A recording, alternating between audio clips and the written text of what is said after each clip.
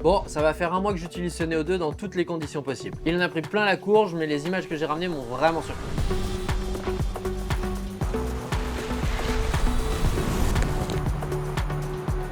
Quand le Neo 1 est sorti, j'étais comme un dingue. Sur le papier, c'est un drone super innovant, mais j'ai vraiment été déçu par la qualité d'image, son comportement en vol autonome, son bruit et la limite de vitesse en mode suivi. La promesse de DJI avec cette deuxième version, c'est de régler tous ces problèmes, et c'est ce qu'on va vérifier aujourd'hui. On commence tout de suite par le point qui m'a fait le plus peur quand j'ai vu passer les premières rumeurs. Le Neo 2 utilise le même capteur que la première génération. Alors, même capteur, oui, mais il y a quand même une grosse différence. Le capteur est stabilisé sur 2 axes au lieu d'un seul, et ça, pour le coup, ça change tout. Plus de crop numérique pour maintenir l'horizon stable, on se retrouve avec une image plus belle, moins pixelisée, et avec moins de post-traitement artificiel.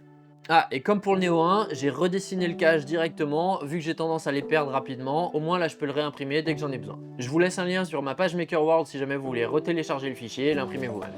Niveau qualité d'image, on sera forcément en dessous d'un Mini 5 Pro. Mais j'ai vraiment été surpris par la plage dynamique et la gestion des couleurs. Et pour moi, c'est largement utilisable pour du contenu sur les réseaux sociaux. D'ailleurs, un upgrade super important, le mode vertical passe de 1080p à 2,7K. Et du coup, ça nous fait une image bien plus détaillée pour faire des stories ou des réels. Autre point à noter, comme on a un capteur en 4 tiers, en passant en mode vertical, on a plus d'informations sur la hauteur. Et du coup, un angle de vue plus grand que si on croppait dans un 16/9. Par contre, c'est dommage de ne pas pouvoir changer de format sans avoir à passer par le téléphone. Et enfin, ce qui est pour moi la meilleure avancée pour ceux qui l'utilisent en mode FPV, la 4K 60.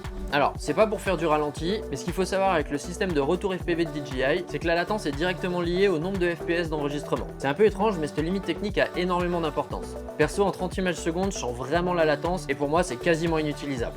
Du coup, là où le Neo 1 était limité dans une résolution un peu étrange en 60 images secondes, là on passe sur de la vraie 4K en 4 tiers et avec une faible latence. Et ça nous permet de faire du FPV bien plus sereinement. Enfin, sereinement quand il n'y a pas de vent. C'est pour moi un des derniers défauts de cette petite machine. Même si la résistance au vent a été améliorée et que c'est vraiment impressionnant en mode suivi, en mode FPV on se fait vraiment balloter même s'il y a très peu de vent. Ça permet de faire des images cool, mais ça reste quand même très éloigné de ce qu'on peut faire avec un drone custom. Et même si la qualité d'image est meilleure, on reste quand même assez loin de ce qu'on peut faire avec un O4 Pro, surtout en basse lumière et avec le profil de couleur des Log M. Ah, et petite précision, cette vidéo n'est pas sponsorisée, j'ai acheté ce matériel et je fais tous ces tests pour voir comment je vais pouvoir l'utiliser, et j'en profite pour vous faire mon retour d'expérience. Donc si vous voulez soutenir la chaîne, n'hésitez pas à vous abonner ou à passer par mes liens affiliés en description si vous voulez acheter du matériel. Retour au drone, j'ai comparé rapidement la nuisance sonore, et même si c'est mieux que la première génération, on reste quand même sur un son très aigu, pas forcément agréable et qui s'entend d'assez loin. Même à une cinquantaine de mètres, on entend encore beaucoup le drone, alors qu'en comparaison, on n'entend presque plus un Mavic 4 Pro. Maintenant, un des gros avantages de ce drone, c'est qu'on peut le contrôler de plein de manières différentes. Et c'est ce qui rend cette machine ultra polyvalente. Je vais pas vous présenter le contrôle gestuel, vous avez déjà probablement vu plein de démos sur YouTube, mais je vous garantis qu'en usage réel, plus qu'un gadget, c'est vraiment pratique. Ça vous permet de rapidement faire un plan avec un angle de vue, de déplacer le drone où on veut, et du coup refaire une prise sans poser le drone ou sans sortir la radio. C'est vraiment pratique en balade, en vélo et même pour le ski. Par contre, en hiver, j'ai remarqué que ça marchait pas super bien avec les gants, et j'ai dû les enlever 2-3 fois pour reprendre le contrôle ou même atterrir. Autre grosse amélioration en mode automatique par rapport au 1, la vitesse de suivi a été grandement améliorée. Là où on galérait à suivre un vélo avec la première génération, ici on monte jusqu'à 40 km/h sans problème. Le positionnement des nouveaux boutons de contrôle améliore considérablement l'ergonomie et on peut décoller à une main beaucoup plus facilement, naviguer dans les menus et changer les paramètres sans passer par l'application. D'ailleurs dans l'application, on peut choisir les modes qu'on utilise le plus souvent et les mettre en favori directement dans le drone. Un autre moyen de contrôle, le téléphone, ça vous permet de faire d'autres types de prises de vue, notamment le contrôle type roue que j'aime beaucoup et qui vous permet de faire des prises de vue bien plus intéressantes que le suivi de base.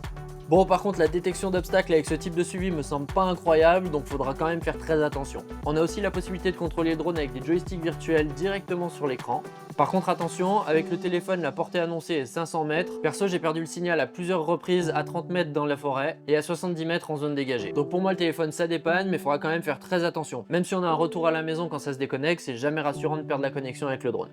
Ah, et j'en ai profité pour tester la réception en mode FPV et on a des performances très proches du O4 Pro, mais on reste quand même un petit peu en dessous d'un Avata 2. Pour une utilisation type Mavic, je vous conseille plutôt ce type de radiocommande où là on va retrouver toutes les possibilités de vol qu'on a sur les autres gammes. Et pareil avec une portée similaire de 10 km théorique. Et enfin en mode FPV, soit avec le joystick, soit avec la radiocommande, où là on va pouvoir voler soit en mode semi-stabilisé, soit en mode manuel. Et pour moi, c'est quand même assez impressionnant de se dire qu'on peut apprendre progressivement le FPV avec un petit drone comme ça. Quand j'ai démarré, on n'avait pas tout ça, pas à ce tarif, et pour le coup, j'ai cassé beaucoup de matériel alors que je pense que j'aurais pu apprendre plus facilement avec ce genre de machine. Perso, je trouve les rails de base un peu trop réactifs pour des vols smooth, du coup, je vous affiche les valeurs que j'utilise si jamais ça peut vous servir.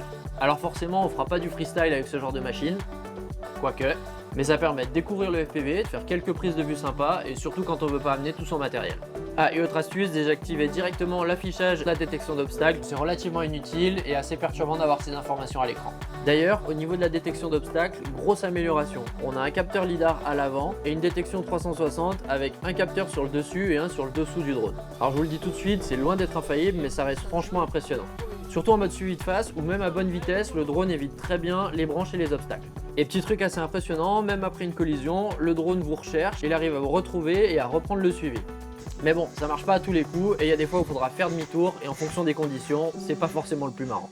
Surtout que je pensais pouvoir reprendre le contrôle en manuel avec le téléphone, mais impossible de le reconnecter après avoir perdu le signal, alors que pour le coup j'étais pas si loin et ça c'est vraiment dommage. D'ailleurs, pour continuer sur les points à améliorer, alors forcément j'aurais aimé avoir un capteur plus gros, un drone qui tient mieux le vent, mais au vu de son prix, on est sur quelque chose de très cohérent et je trouve que c'est une très bonne machine pour ce prix là.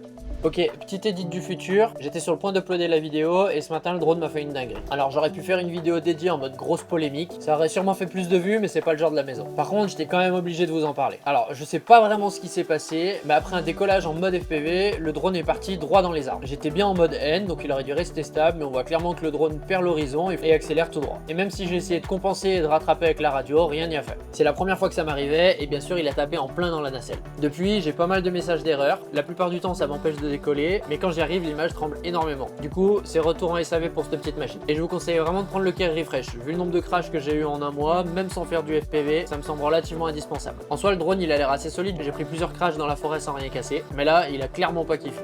Mais bon, malgré cette mésaventure, ça change pas ce que je pense du drone, du coup on reprend la revue. Autre chose qui me dérange quand même pas mal, c'est le fait que quand on l'utilise avec le téléphone ou en mode automatique, on n'a accès à aucun réglage de l'image. Pas de balance des blancs ni d'exposition. Et même si c'est généralement assez bon, je me suis quand même retrouvé des fois avec des gros changements en mode automatique et ça c'est un peu dommage. Je trouve ça vraiment désagréable et que ça rend l'image très amateur. Surtout en basse lumière où je préfère assumer une image sous-exposée, alors que là en mode automatique, on a les ISO qui montent très vite et ça augmente considérablement le bruit dans l'image. Niveau autonomie, même si c'est très correct pour cette petite taille, on a généralement entre 8 et 10 minutes de vol, donc je vous conseille vraiment de prendre plusieurs batteries. Et autre chose auquel il faut faire hyper attention en mode FPV, quand on arrive en dessous des 13%, le drone s'arrête et commence à se poser tout seul. On peut le ramener, mais il descend progressivement, donc il faut vraiment faire très attention, notamment si on est au-dessus de l'eau ou d'un endroit où on ne pourra pas aller le récupérer. Ah, et ça va de soi, côté performance, faut quand même toujours ramener ça à la taille du drone. Forcément, il manque un peu de puissance et de stabilité, mais pour un petit drone comme ça, c'est correct. Autre chose que j'ai remarqué au niveau de la fluidité du suivi, on a parfois des mouvements pas ultra fluides, surtout quand il essaye d'éviter des obstacles. Et une autre amélioration que j'aurais aimé voir, c'est l'arrivée d'une petite radiocommande un peu plus discrète.